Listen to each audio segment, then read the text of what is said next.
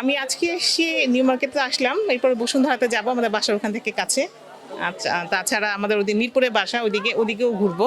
মানে মানে ইয়ে না, মানে আমি কোথায় যাব, বিভিন্ন জায়গায় ঘুরবো, ঘুরে ঘুরে যেখানে ভালো লাগে এই আর কি। আজকে ফার্স্ট আসলাম দূরে আর কি, আমাদের বাসা শেওড়াপাড়া, এখানে আসলাম। মানে এবার মানে এক্সেপশনাল হচ্ছে যে আমি অনেক দেরিতে আসছি শপিং করতে, কারণ টাইম ছিল না। আজকে আসছি, বাজেট ওরকম ফ্যাক্টর না, খুব বেশি বাজেটের মধ্যেও আমি কোনো কিছু কিনবো না, যেহেতু গরমের মধ্যে হালকা জিনিসের মধ্যে কিনবো। আর বাজেট ওভাবে বলতে চাচ্ছি না, হয়তো দেখা গেছে যে 15-20-এর মধ্যে, অত বেশি না। আমার মামের হ্যাঁ, 20-25-এর মধ্যে। মানে যেটা অরিজিনাল সেটাই বললাম। মানুষ কিন্তু আপনাদের এখানে বলে 4 লাখ, 5 লাখ, 6 লাখ, এরকম কিন্তু না, যেটা ফ্যাক্ট সেটাই। হাজবেন্ডের টাকায় বাবা দিছে।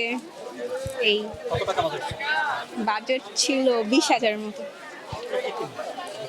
3 পিস নিছি, টপস নিছি, যা যা দরকার ওগুলো নিছি।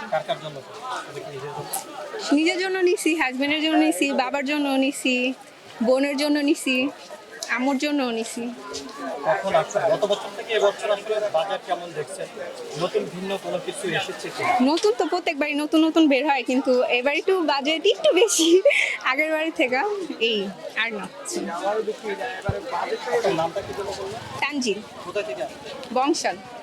আচ্ছা, কখনো কি নিজের টাকায় কিনেছেন? হ্যাঁ, নিজের টাকা নেওয়া হয়েছে। আপনার টাকা বেশি? আমি টিউশনি করেছিলাম তো, ওখান থেকে নিজের টাকা নেওয়া হয়েছে। এর আগের বারই দিয়ে আমি নিজের টাকা দিয়ে কিনছিলাম। নিজের টাকায় কত টাকা বাজেট ছিল? ছিল 7,000-8,000 এরকম ছিল। কার কার জন্য কিনেছিলেন? তখন বাবারে দিছিলাম আর আম্মুরে দিছিলাম। আপনাকে সব থেকে বেশি ভালোবাসে? আম্মু ভালোবাসে, দুজনেই বাসে, বাবা আম্মু দুজনে।